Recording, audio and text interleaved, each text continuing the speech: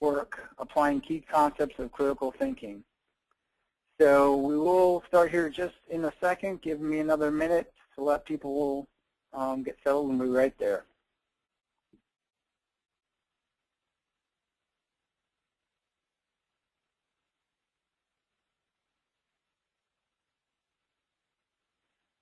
Okay, this is Tim Gunther from Power DMS, and again, thank you for joining. It is right at the hour we wanted to start. I want to do an introduction to Karl Keller from Communication Partners, and we thank him for his time today.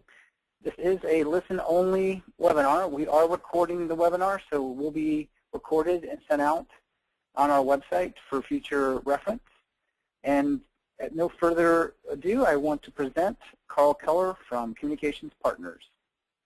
Well, thank you, Tim. Just a couple of technical things. Can you hear me okay? Yes, Tim? You loud and okay, clear. Great. All right, great. And then my presentation is on the screen? Yes, we see your screen. All right, very good. Well, I want to thank, again, my name is Karl Keller from Communication Partners, and I want to thank Tim Gunther and the folks at Power DMS for sponsoring this seminar, which I've entitled Making Policies and Procedures Work, Applying Key Concepts of Critical Thinking. And the reason that I wanted to do this for Tim and you folks who are attending is because we Communication Partners think that the most important part to producing policies and procedures that are actually useful is to apply critical thinking concepts. And I'll talk to you about what those concepts are as we go along.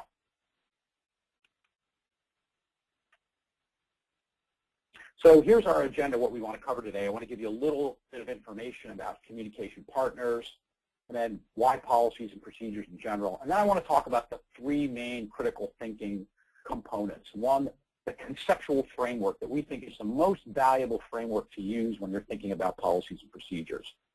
Then part two is categorizing. And in our view, this is critical to organizing and chunking out your key business processes so people can truly understand what it is they need to do in order to make your business go. And then finally, the third part is organizing and creating the content of your documents. So that's our agenda for today. So just a little bit about us so you have some background. We're a communication consulting and training firm, and our website here is communipartners.com. And what we are specialized in doing is customized training and consulting for businesses like yours. Our approach is not cookie cutter, not one size fits all. We specialize in getting to know our clients, partnering with our clients, and thus our name, and for folks to really get an understanding of the way you do business. And the more we know about the way you do business, the better off you will be in terms of the consulting and advice that we provide. There are a couple of books that we've written. My colleague Barbara Schwam has published 2 years ago, and now it's going to move quickly into its third edition, a book on business communication that's used at a number of universities. We've also written books on visual communication as well. And policies and procedures is one of the things that we help our clients with. Just a little bit more about us. We bring the best of the academic and the business world together. Barbara and I and other principals in the firm teach at Northwestern University in Evanston, Illinois, in a number of different schools, the engineering school, the business school, and medical school. The other thing that we do, and we mentioned this in our little blurb that was sent out, is we teach an applied research and writing course in a specialized master's program at Northwestern called Quality and Regulatory Sciences. And in this program, we have a module where we teach policies and procedures, best practices. And we have our students actually bring in policies and procedures from their business, and they revise it according to the best practices that we're going to talk about today. But we just don't do academic activities. We're also involved in consulting. And here are some of the firms that we've done business with, and among those listed here are firms that we've done policy and procedure work for. And we believe we're especially equipped to deal with the most complex technical information that businesses have. We can get our arms around that and really help you out. Okay, that's a little advertisement for us. So now, before we dive into the agenda as a whole, let's step back and take a look at the big picture here. Now, businesses of all kinds, organizations of all kinds, they either have policies and procedures or they need them. And that's driven by a number of factors: regulations, good management practices, corporate standards, a corporate culture. But for many organizations, these policies and procedures are in a state of flux, and we've seen that in a number of organizations we've worked with. And the usefulness of these policies and procedures can be impaired for a lot of reasons. Inconsistency in the way they're structured and written. The fact that we have internal non-experts who are doing the writing. We're not talking about subject matter experts here. We're talking about individuals who don't necessarily have skills as a professional writer, but are dragoons, in effect, to doing the writing. And then finally, there's often an organizational confusion. What should be documented? What shouldn't be documented? What's the most important? What's the least important? So the key question remains, how do you bring a coherence to this? How do you order what you're trying to address?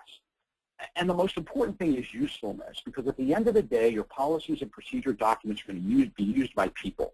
And the usefulness is the key. If they're useful, they will work for you. If they're not useful, they won't work for you. And so what's the solution? And in our view, the solution is good critical thinking. The more you think clearly about your business as a whole and what you think is important in that business, the better off your policies and procedures are going to be. And that's what we'll talk about today. All right, so why do you have policies and procedures? Let's, again, step back a little bit and look at the big picture. So here's a kind of laundry list of all the reasons why you're going to have them. Complying with regulatory requirements, general best practices in your business, your company commitments, training, keeping your activities constant and uniform, no surprises, control the liabilities that you have, service reference guides and training, help security. Now, you see in this list here, the policies and procedures do much more than most people think. They carry a lot of weight in your organization. And because they carry a lot of weight in your organization, it's really critical to shape them in ways that make them useful across all of these activities. And again, critical thinking procedures, critical thinking approaches will help you do that. Okay. So let's look at the first part of the critical thinking triad, and that's conceptual. What we mean by conceptual is understanding the difference between processes, policies, and procedures. These distinctions are critical. It's really important that you know them cold. Let's take a look. So, what is a process? Right? A process is a set of tasks. To borrow a line from the movie, it's the thing that you do so well, but you may not do so well. It's often phrased neutrally.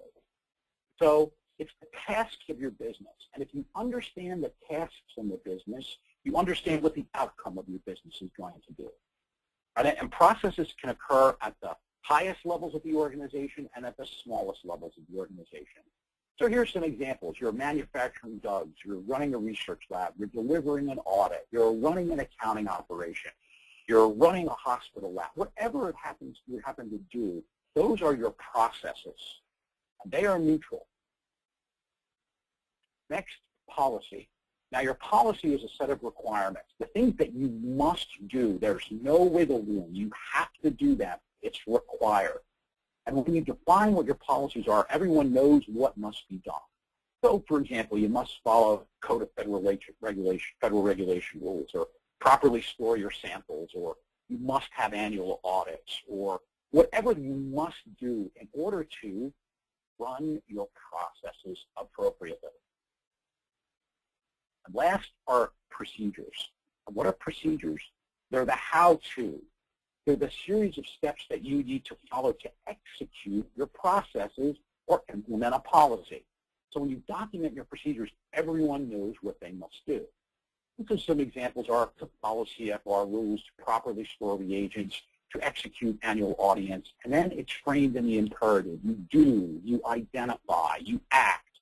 Okay? So those are things that you must do, the steps that you must take to execute your business processes or implement your policies. Okay? So take a moment and you'll see the big picture. Process, policy, procedure. And it's very important to understand the distinction between the three. If people don't understand this distinction, that's when policies and procedures don't become useful. All right. So the next critical thinking task is once you understand your processes, policies, and procedures, you can map them to your organizational outcome. So what we did before was kind of abstract. Let's make it a little more concrete. Suppose you have an outcome, providing quality laboratory tests, either as a business as a whole or as a part of the business. So that's your outcome. That's what you want to achieve. So those outcomes, that particular outcome involves many processes. For example, you take in samples, you test samples. Now these are just two possible processes.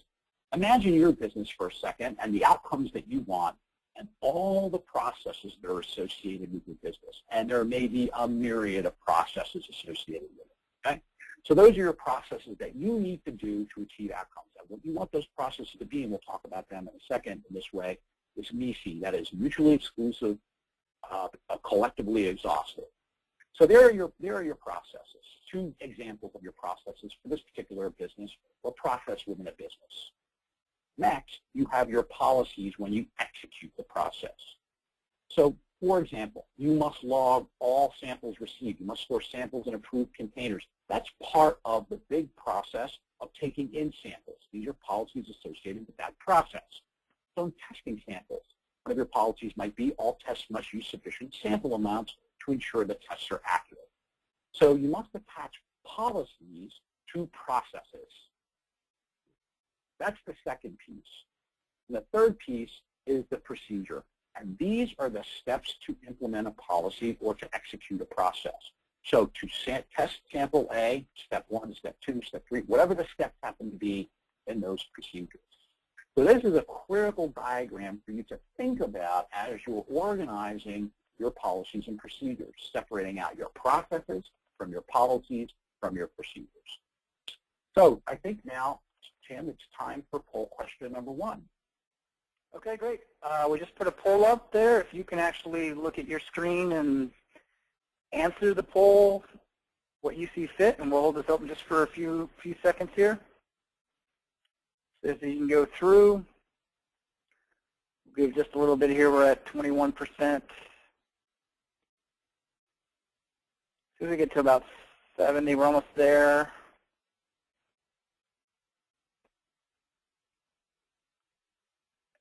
Okay, let me go ahead and close this poll. Give it another second here. Okay, I'm going to close the poll. I'm going to share with you the results. About 83% of the audience voted on it. So there's the results of the poll.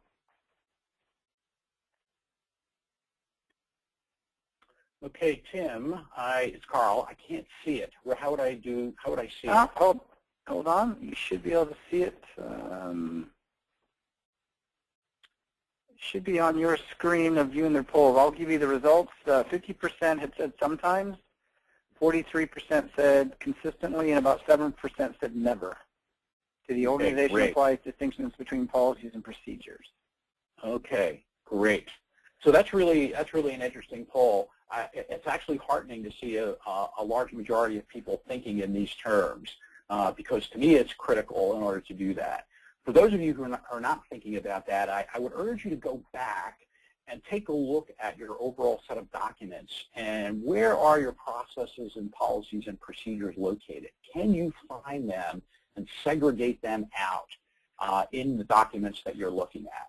So that's kind of a critical thing that you need to do as you go back and look at your policies and procedures to understand where your processes begin, your processes end, your policies begin, and then your procedures begin.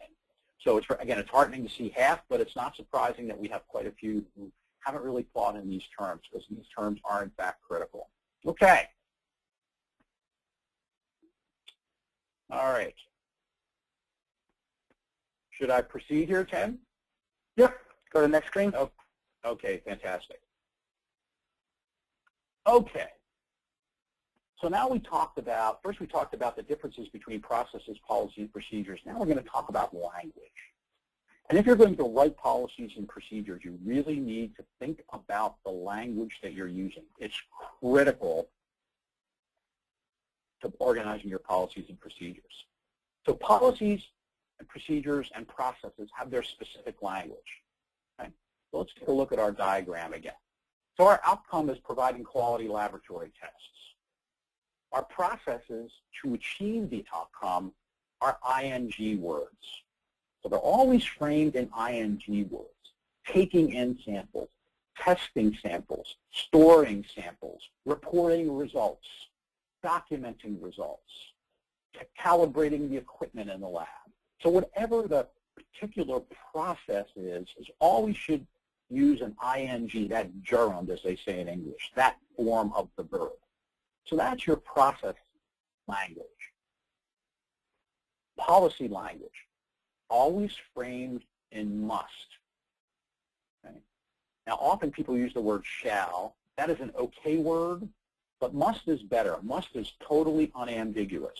You can use must or is required. And again, it's a word that says there is no wiggle room. If you use the word may, right, people will have an option, and they may do it, and then they may not. But must is the word that you have to use when you're talking about policies, when it is imperative that people do the policy prescription. And then finally, the procedure. That should always be framed in the imperative voice. Do this, write this, test this. That's the language that you use for procedures, the imperative form. You must impose the language pattern. This is true not only when you write your procedures, but even more important, when you are assembling your procedures and policies and processes. You must talk about them the same way, consistently throughout. If the language starts to get slippery, then people aren't really sure what they're talking about. Okay, well, let's take a look at an example. So if you do not use the precise language, it's hard to determine where a particular statement belongs. So this first statement is precise, taking in samples for laboratory tests. That is a process. It uses that ing marker. We know that is that. These examples, in contrast, are not precise. Store samples in approved containers, conduct a quality control audit, replace a spectrometer, replace a spectrometer after 3 years. What are those? What are those statements? Are they processes, are they policies, or are they procedures? Without the language markers, it's incredibly difficult to know what they are. Now the examples are precise. Let's take a look. First, must store samples in approved containers. That's a policy. Conducting a quality control audit. That's a process. Remember about processes. Processes are neutral. They can be done well or they can be done poorly, but they're neutral. It's an activity. A policy is the imperatives for that activity. The procedure is the steps to execute that activity. Very important distinction. To replace a spectrometer, that's a procedure. And then must replace a spectrometer after 3 years. That's a policy. So applying the language pattern is critical to making sure that the conversations that you have and ultimately the documents that you create do in fact have the proper categories. If they have the proper categories, people will know what to do. We've seen a lot of organizations that struggle with this.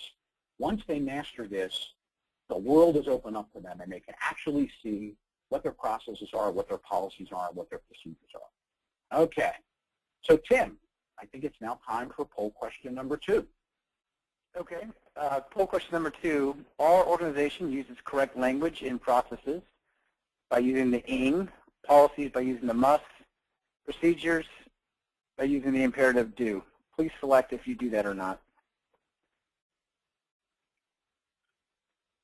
Give it here another just a few seconds here, for about 70%. Let me go a little higher this time.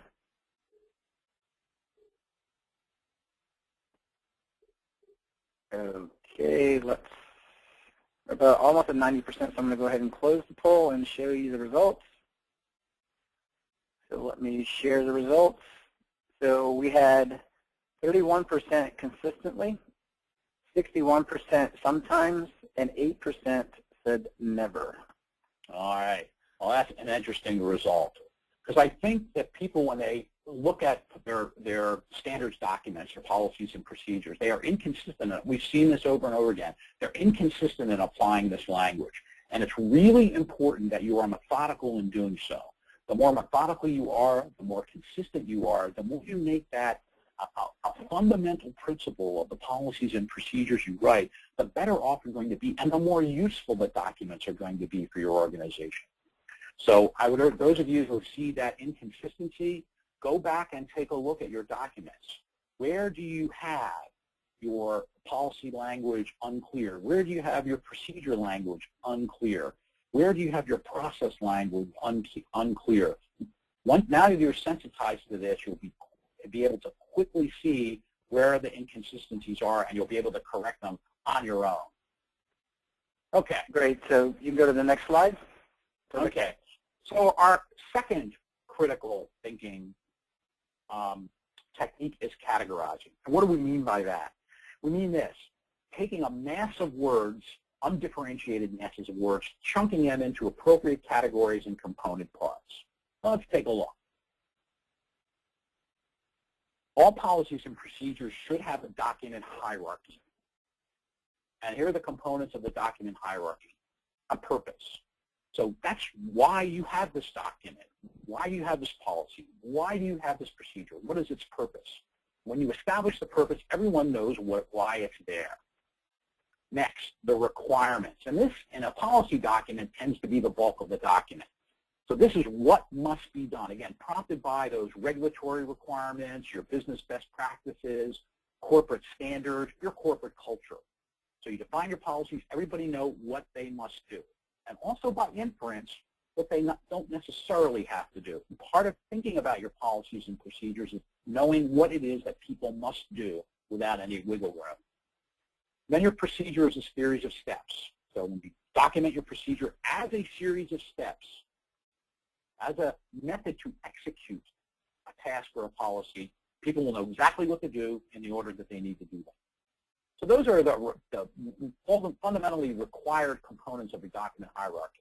And then there are others as needed. We tend to include a number of these when we write our policies and procedures for clients. For example, definitions of items and concepts that are critical to understanding. And this is especially appropriate if your policies and procedures are doing double duty as training documents for individuals who are new to your business processes. So those definitions are important. Right? So when everybody understands the definitions and the terms are clear, when they read the policy and procedure, they will know what it is they're doing. Next, roles and responsibilities. We have here as needed. We tend to include this in a kind of mandatory way. So these are the actors. Who's doing what? Who's responsible? And if everyone knows who's responsible for particular actions or making sure that particular policies are followed, no one can dodge responsibility. It's all laid out for you. Next, reasons for revision. All policies and procedures are going to change over time. Procedures especially, because procedures are a function of technology, and new technology will lead to new procedures. So documenting revisions and why they're happening is important. Next, scope and areas affected.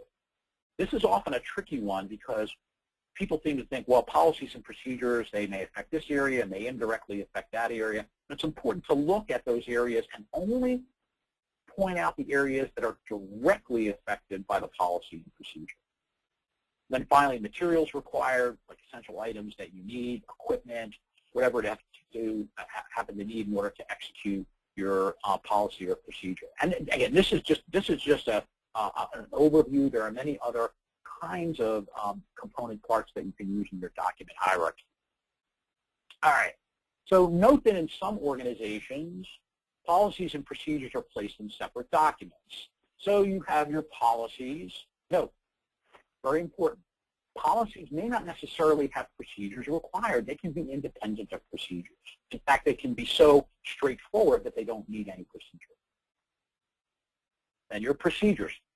Note, procedures may not necessarily be associated with a policy. So what happens here is you have policies and procedures separated out. There's a huge benefit to doing this. And the major reason to do this is that policies often remain a lot more constant than procedures.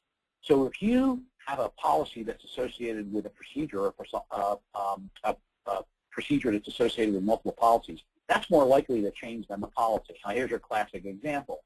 Those of you who have kids, if you have a policy that your kid must contact you before curfew if they're going to miss curfew, 10 years ago, the only way to contact was by telephone. Now there are multiple ways to contact. There's email, there's text. So that procedure may change as technology changes. But the policy, they must report that they're going to miss curfew. That doesn't change. Now, what's the advantage of putting them separately? It allows a real easy reference via table of contents or index. Also, typically requires only one procedure document. A procedure may apply to multiple policies. This is one of the reasons to have a document management system like Power DMS to house your policies, because the ability to create this kind of massive table of contents and index to really organize your policies and procedures, to keep the documents separate but to link them, that's a powerful advantage to using document management systems like Power DMS. Now, you can, of course, combine your policies and procedures into one document. And we see this often in organizations that are smallish in nature. Larger organizations tend to separate them, but smaller organizations might combine them. But if you do put them together, you must separate the policies from the procedures within the document so that the readers are clear about where they are. And then you must consistently apply the language patterns associated with these documents. Now, as mentioned before, we see organizations who fail to delineate and demarcate those policies and procedure items. Okay? So this is typical for organizations that produce what we call work instructions or standalone SOPs. They tend to bleed the policy and procedure language together. So the right way would be, here's my policy, then here's my procedure, here's my roles and responsibilities. That would be one way to organize it. But here on the left, you can see that it's nicely demarcated and separated out. What we often see happen is in work instructions, there'll be some policy content mixed in with some procedure content. And then the instructions will have some policy content and also have some procedure content. So people don't know where they are. Okay. So now it's time for poll question 3. Tim? Great. So the poll's up there. Please look at the poll, and if you can answer, it'd be great. I'll leave this poll open for just a few seconds here, as we've got about 30% now, 40, and going forward. Again, I apologize for the limited users. So if you had coworkers who are unable to join, we fixed the issue, but we can't make it retroactive. But this is being recorded, and the email will be going out with the recording. Okay, let me close the poll. We're right about 90%. And then let me share with you the results, is that 77% combine policies and procedures, whereas 23% separate the policies. All right. Well, that's really an interesting result. And for those of you who do the combination, it can work. You can make it work, but it is absolutely critical to separate and demarcate out. So I'd urge you to go back and take a look at your combined documents. Look and see where your policy and procedure language are mixed together. The chances are you're going to see a number of examples where that's the case. So it's very important to segregate those out. And you can do that in your numbering system. So you can look at the example on the left as an approach to do it. So segregate out your procedures from your policies within your document that combine things together. Okay, excellent. Great. Go to the next slide. All right, next slide. So now we're doing the third part of our critical thinking triad, and that's organizing and creating content. So you've thought about the conceptual. You know the difference between processes, policies, and procedures. You've categorized your big information out. You know what a policy, you know what a procedure is. You've got the right components in the document, okay? Right components in mind in order to create the document. Now you've got to create it.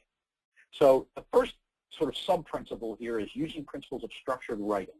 Let's take a look at what we mean by structured writing that allows easy reading and quick reference. So structured writing differs from traditional writing in 2 key ways. The first one, it's modular. So the more you can make your procedure and your policy and procedure documents modular in nature, the better off your users are going to be. So in a traditional piece of writing, you've got sections, paragraphs, and sentences. Not with structured writing. You've got sections, topics, subtopics, and subtopics, and then sentences. And then there's a different layout. So you typically had headings with numbers. I'm sure a lot of you have policies and procedures that are organized numerically. But we would argue for a column setup, and we'll talk about that in a minute. Okay, so that's structured writing and how it differs from traditional writing. So the structure of a document consists of topics and subtopics that you must organize logically. So slide to the left was a bit abstract. Let's make it more concrete. So suppose you have a process, it's hand washing within the biohazard. You have a biohazard lab, and you have to wash your hands in this biohazard lab. So that requirement may come from the best practices in cleanliness, or also from regulatory, or wherever it comes from. You've got to do hand washing. You can do hand washing poorly. You can do hand washing well. You can do hand washing some of the time or not some of the time. But that's where policies and procedures come in. When do you do it?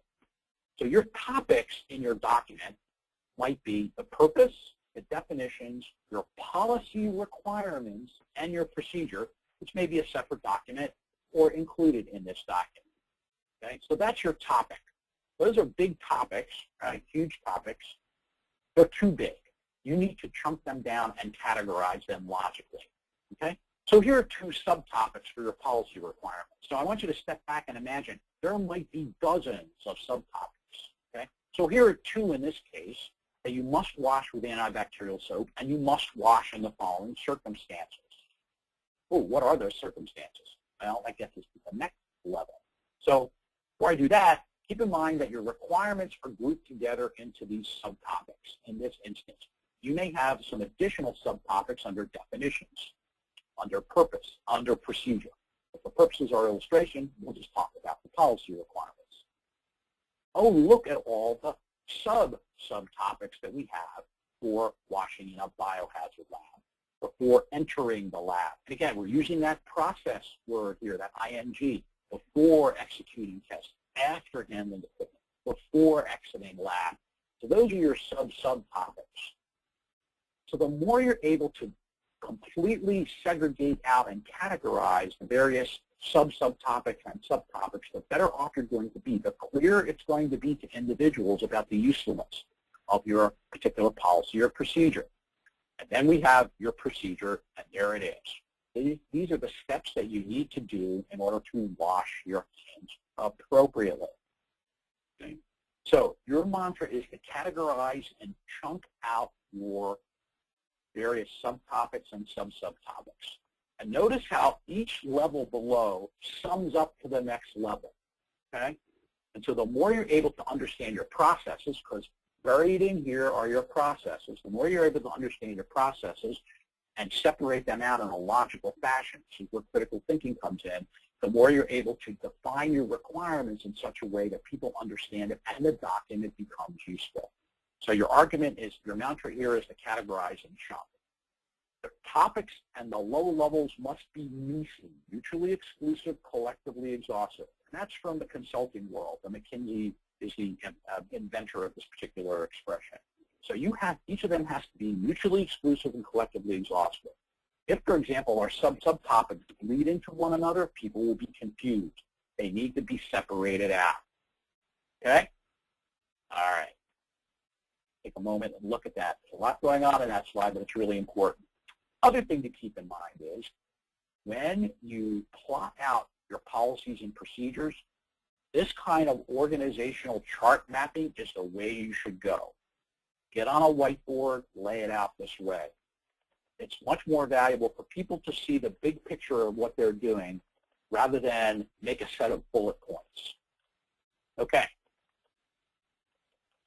So one template format is a combined policy and procedure. Here's an example. You have an overview. That's your topic, then your subtopics, and all the associated subtopics with each of those topics. Okay, so this is one way to do it. But I want to show you the template that we use at Communication Partners that we think is really the sort of ideal template to use. So let's take a look at the components of this particular template. First, your topics are highlighted. So the big sections are highlighted.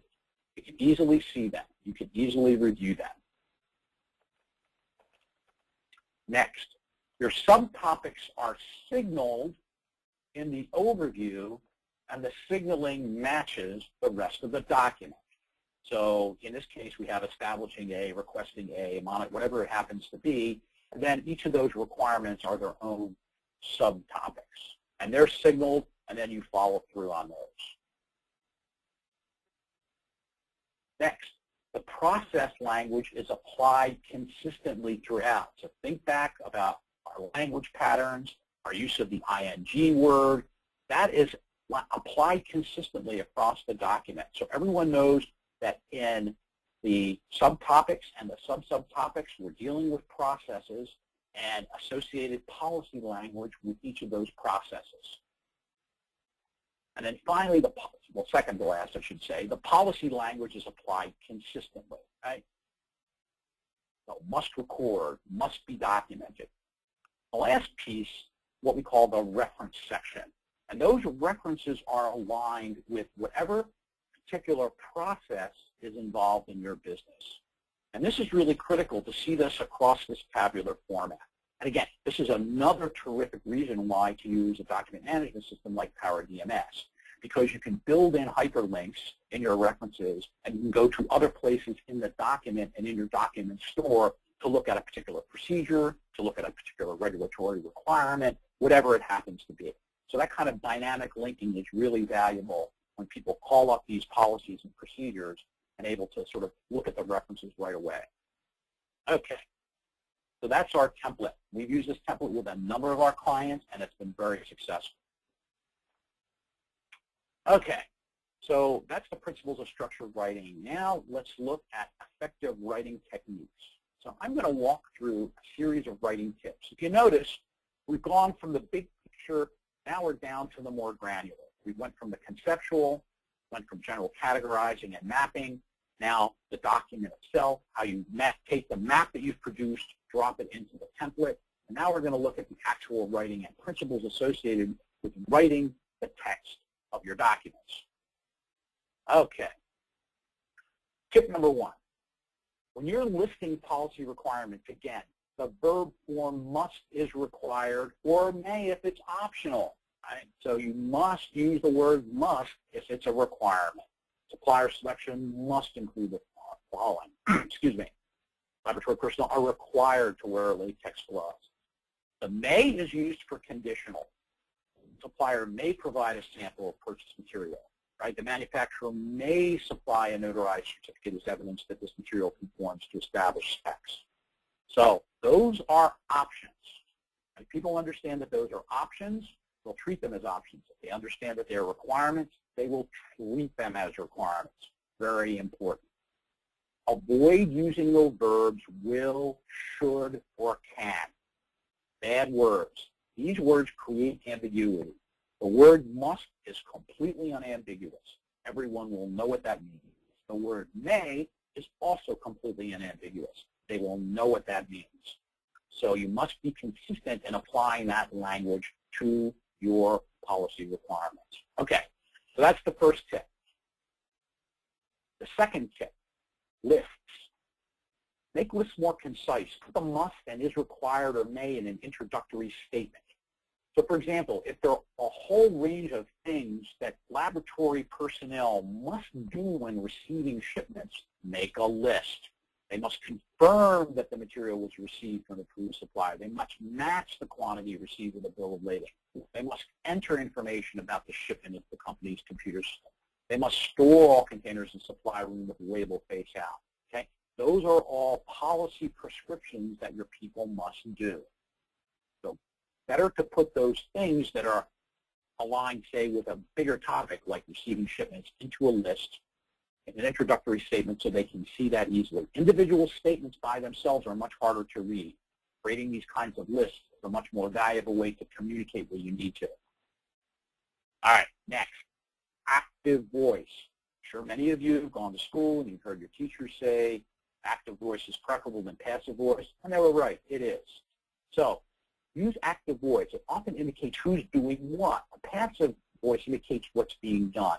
So it's better to use active voice. It's preferable. So you follow the steps in the table. You don't say the steps in the table should be followed. The quality control unit must approve, not the expiration date must be approved by. So move things into the active voice. An active voice can typically fall into two forms. You want a command form or a subject-verb form. So that's tip number 3, active voice. Next, for bullet lists. Bullet lists are very important. We had an example 2 slides ago. Right? Every item should be the same kind of grammatical structure, either a noun phrase, a verb phrase, or a full sentence. So, for example, examples of information that may be used to determine the expiration are listed below. Vendor stability data, in-house stability data. We want to establish proper grammatical patterns. You'll notice in this next one, the pattern is broken. So here we have vendor stability data, and then we have review in-house stability data. So we have a noun phrase in that red type, and then we have an in-house review, in-house stability data. We have a command phrase. So you want to use parallel construction in every writing of lists that you do. Next, consistency in writing. Establish patterns. Phrase things in similar ways. Be consistent throughout. Even when the items are different subtopics. So, for example, hands must be washed with the following materials. Hands must be dried with the following materials. So those are patterns that are correctly phrased, consistently phrased. When you have different phrasing, people get confused. It's much harder to process. And this is especially true with complex policies and complex procedures. You must maintain the similar patterns of your phrasing. So that pattern will be able to be processed much more easily for someone than altering your patterns. Maintain consistent patterns in your writing. Phrase things in similar ways. Next, write concisely. Shorten your phrases. Eliminate words that aren't necessary for meaning, right? So here's an example to the left that's very wordy. A high level of vigilance is necessary to ensure that received materials will be handled in a consistent manner throughout the unloading process, thus contributing to the maintenance of company's Six Sigma values. There's a lot going on here, a lot of moving parts. Be more concise. Vigilance is necessary to ensure that received materials are handled consistently in the loading process in accordance with Six Sigma values. So extra words get in the way of easy comprehension. 5, and this is really critical when you do procedures. Use tables for multiple step procedures. We see often from the people that we talk to, people that we consult with, lists, sort of a complete list, 211, 311, 4, those kinds of lists. Those are not good. Better to use step action tables, if-then tables, and decision tables for multiple step procedures. They're much easier to see, much easier to process, and they can be extracted out by the reader. The reader can see that, oh, I see, okay, these are the steps that I need to do. So I urge you to go back and look at your procedures and see if you've got, like, for example, 3.111, 3.112, 3.113. That is crazy. Make step action tables, make tables for your procedures that have multiple steps in them. Tip 6. Procedures often require helpers. So you can break out those helpers. So, for example, here are some typical helpers. A note, sort of add additional information to the procedure. A result, what should happen? Often we see procedures that end with a particular result, and that result is never specified. So when someone completes the procedure, they go, well, am I done? What am I supposed to do with what I have? Right? So have the result labeled. An example, those examples are really important, especially with a complex procedure. How are things done? How was it done before? What's a kind of typical way of doing it? So if people actually see kind of the result, they might clarify the steps, especially if a step is complex. Of course, warnings, cautions, and dangers for various procedures are also very helpful too, especially if something could go wrong. And then any references, and we've talked about how in our template we use those references. All right. Finally, hey, Carl, there was a question just asking if there's any kind of a good reference book or some document that helps outside of the presentation that would be helpful in procedure and process writing. That's a really good question. There are a lot of books out there. To be honest with you, and some of them just don't address these issues. I have to say, that those of you who watched Raymond Ergo do his seminars, Raymond has a really deep understanding of this, and a lot of his newsletters and so forth are really good on this score. I'd say he's probably the best guy out there to take a look at those kinds of things. But I've seen policies and procedure books that don't really distill this down to the essence. Okay. Last but not least, flow charts. Flow diagrams are absolutely critical to illustrate the procedure for executing a policy or process. And what I would urge you to do is, you're developing your procedures, flow chart them. Even the simple ones, flow chart it. And have different people flow chart it. Often we do in our class, we ask people to do a flow chart of a simple process, like, for example, getting money out of an ATM or using your credit card to buy gas. And it's fascinating to see the students map the process totally differently. Okay? Then you have to make decisions about what's important in the process, or procedure rather, important in the procedure to, in fact, document. So it's really crucial to have people who flow chart out the procedure, and multiple people to do it, because if multiple people see it, they can see what's essential in the flow and what's not essential in the flow. And that kind of critical thinking distinction is really important, because you don't want too much material in your procedures. So this is another kind of flow chart diagram. We could spend a whole seminar just on doing flow charting. But this is a swim lane diagram, and this is a classic way to do procedures that are allocated to various stakeholders in a procedure. So we have user, care agent, the systems itself, some final service agents, and the flow chart that moves across the lanes. And these swim lanes can get very complicated. The idea is to sort of break them down into their component parts. But in terms of having multiple actors in a procedure, I've seen procedures that go on 20, 30 steps with 5 actors, and you can immediately put it in a swim lane diagram, and it becomes much clearer when that happens. Okay. So what did we cover today? A real quick review. What critical thinking ideas did we look at? First, we looked at the differences between processes, policies, and procedures. And this is critical. You need to know this distinction, and not only do you need to know it, but you need to apply it. If you don't apply it, it will not be helpful to you. You must apply it. Next, appropriate categories, purpose, policy requirements, etc., of a well thought out, properly hierarchical document. So know what your categories are. Next, the advantages of structured writing, topics and subtopics, along with tables, and ways to write sentences and lists. So thinking through this whole process of what your topics are, and categorizing them and chunking them out, critical to putting together documents that are useful for readers. And Carl, one thing, Carl, I'm sorry, one thing, before you go to your next slide, I have one more poll to put up before we get to that last one, okay? Thanks. Okay, great. And then finally, the usefulness of flow charts, and we just did a quick coverage of that.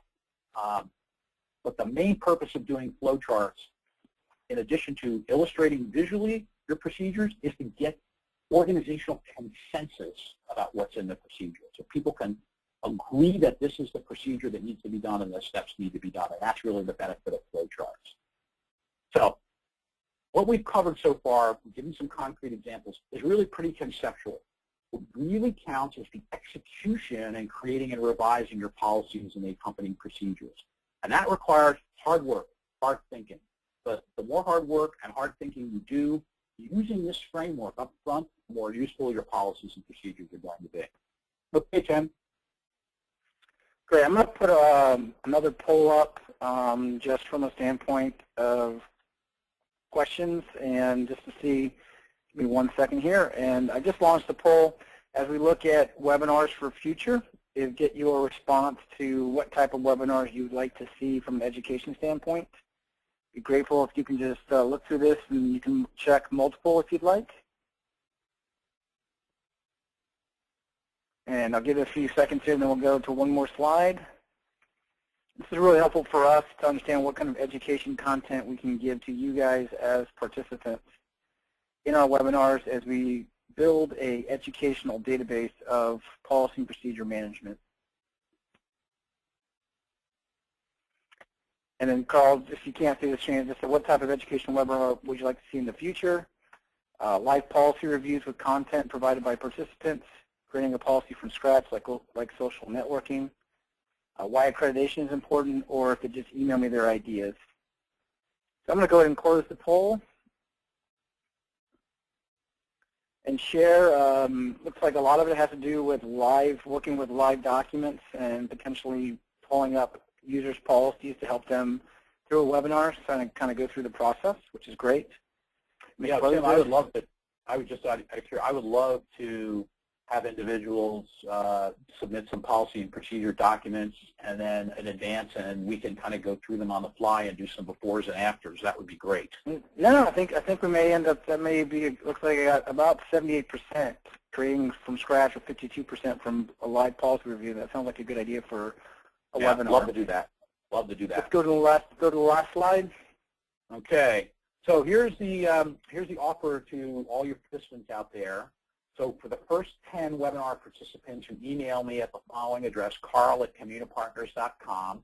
And oh, by the way, those who couldn't get on and want to, I'll do a quick revision here, Tim. The first 10 of those individuals who review the webinar online who didn't get on, I'll also give them a no-charge 30-minute consultation. So that'll be our little piece of candy for those guys who unfortunately couldn't get on. So the first 10 of this group and the first 10 of the group who review the presentation offline. If you email me at Carl, yep, I'm sorry, go ahead. So email me at carl@communipartners.com, and I'll give you a free 30-minute consultation. Carl, Kim Speakerman had a question. Can you speak to the legal issues around using must versus will? We've always been told to avoid using must if you're not actively monitoring the procedural steps. Wow, lawyers. I hope there are no lawyers in the room. I can understand why the lawyers would say that. At the end of the day, though, if you communicate to everyone, and then maybe the lawyers will object to this, but if you communicate to everyone that will is equivalent to must, then you've done your job. In other words, if the document represents your requirements where there is no wiggle room, then that's fine. The problem with will is it's a future tense issue, right? It's not a present tense issue. So must is a present tense, will is a future tense. So you will do that. You know, it's a little ambiguous. So I honestly believe that organizations, and we see this in, for example, we do a lot of work with pharma companies. They are a highly regulated industry. They have the FDA show up on their door unannounced. They look at their policies and procedures, and guess what? Their policies and procedures, the ones that we've worked with and others that we've seen, always use the word must. So because they must do it in order to meet the regulatory requirements.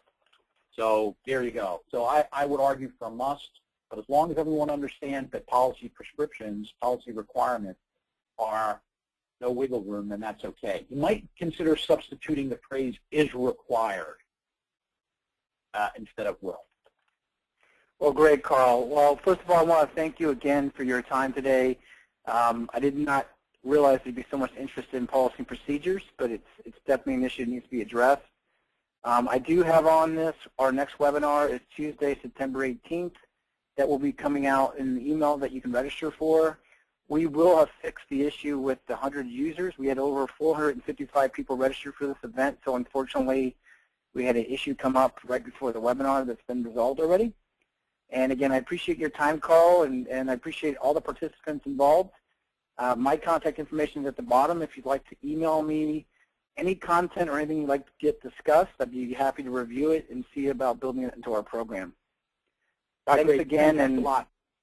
Yep, thanks again, users, and have a great day. And I've just given you back 5 minutes of your day. Thank you. Thank you.